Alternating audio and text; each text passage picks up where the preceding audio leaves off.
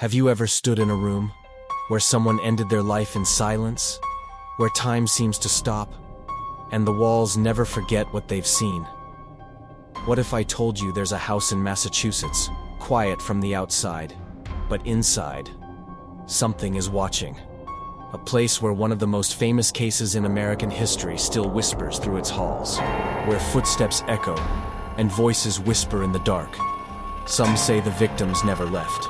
Others believe the one who swung the axe never left either. Tonight, we're going to step inside the Lizzie Borden House. And once you enter, you won't come out alone. Hi, I'm Adrian Blackwell, and I believe there is no such thing as complete silence in this world. Tonight, I'm going to take you on a journey into stories that were never meant to be found, and to places where light is too afraid to shine. Because behind every silence, there is a whisper. Behind every legend, a buried truth. And behind every old tree, beneath every dusty wooden floor, something is always watching. Welcome to the Worldwide Scary Stories, a place where shadows whisper, where fear speaks in many tongues, and where the forgotten tales rise again. From haunted villages in Europe to cursed forests in Asia, every corner of this earth holds a story, just waiting to be heard. So turn off your lights, take a deep breath, open your mind, and step into the unknown. Because once this story begins, there's no turning back. Part 1. A house soaked in silence. Fall River, Massachusetts. The year was 1892. In a quiet, prim, and proper Victorian house lived the Borden family. But inside its well-painted walls and behind the lace curtains, there was no peace.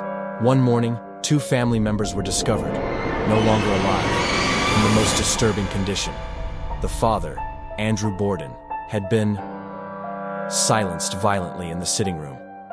Moments later, his wife Abby was found upstairs, her expression frozen in a moment of fear that would echo for over a century. The main suspect? Their own daughter, Lizzie Borden. But here's the thing, Lizzie was tried and acquitted, and yet, to this day, no other suspect has ever been found. Which begs the question, if Lizzie didn't do it, who did? And if she did, why is she still here? Today, the Borden House stands as a bed and breakfast. You can stay in the very rooms where it happened. But be warned, people say you don't sleep here. You witness. Part 2. The spirits that never left. Most haunted places have one ghost. This one has at least 3. The most frequently seen?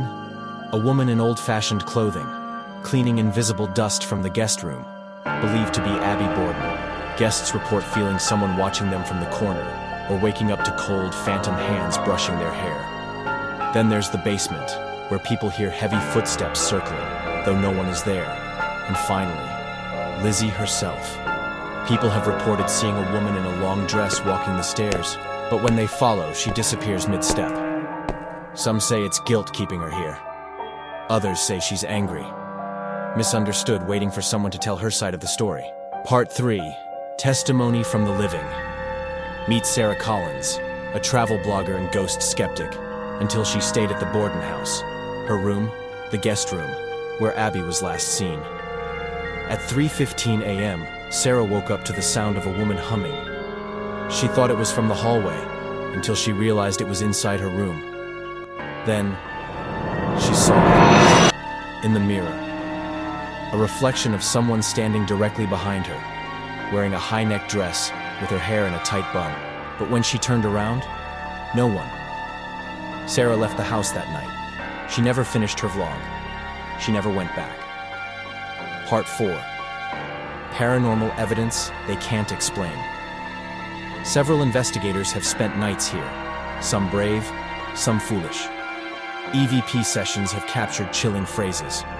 I didn't do it. Why won't you listen? He's watching from the stairs. Thermal cameras caught a cold outline of a figure pacing, then vanishing into a wall. A psychic once screamed mid-reading and refused to continue. When asked what she saw, she whispered, "It's not just the ones who stayed. It's something else that came afterward. Something that feeds on the replay." The Borden House is more than haunted. It's haunted by memory itself. Part 5. Whispers from the past. Historians have uncovered secret letters, torn diary pages, and even conflicting testimonies from the original trial. Was Lizzie really guilty? Or was she a scapegoat? Some theorists believe the true culprit was someone close, a maid, a disgruntled business partner, or even a force much darker that consumed the family from within. What if Lizzie's story didn't end in the courtroom? What if it never ended at all? Part 6. The silence that still screams. No matter what you believe about Lizzie, about the house, there's one thing that cannot be denied. Something still lives there. Something walks those halls. Something remembers that morning. Maybe it's Lizzie. Maybe it's her parents. Or maybe it's something that arrived after the tragedy and now feeds on those who dare to look too deep. Because silence is never really silent. It just waits for someone foolish enough to listen. So if you ever visit Fall River and you pass by 92 2nd Street, take a moment, look at the windows, and if you see a shadow watching from the guest room, don't wave. Because once you acknowledge it, it never forgets you. If this story chilled your spine and left your lights on tonight, don't forget to like, comment, and subscribe to Worldwide Scary Stories. Share your thoughts below. Do you think Lizzie was innocent? Would you spend a night in the Borden house? Because we've got more stories coming. More haunted truths to uncover. And trust me, this is just the beginning.